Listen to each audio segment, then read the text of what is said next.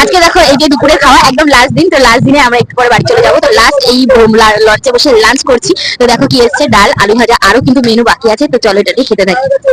মাছ দিয়ে এখন কাঁকড়া দিয়ে খাওয়া যাবে, মাছ কিন্তু দারুণ ছিল। তো কাঁকড়া খাওয়ার পরে কিন্তু চলে এসেছে যে সুন্দরবনের স্পেশাল কাঁকড়া। তো কাঁকড়া খাবো না মানে সুন্দরবনে এসছি আর কাঁকড়া খাবো না, সেটা তো হতে পারে না।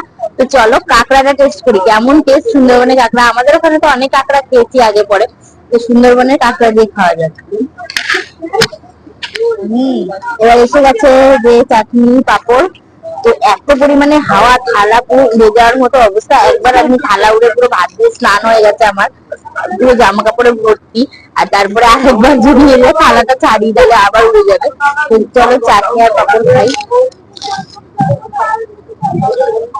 না, আজকের মতো এই লঞ্চে খাওয়া কিন্তু মানে লাঞ্চ শেষ এখানে।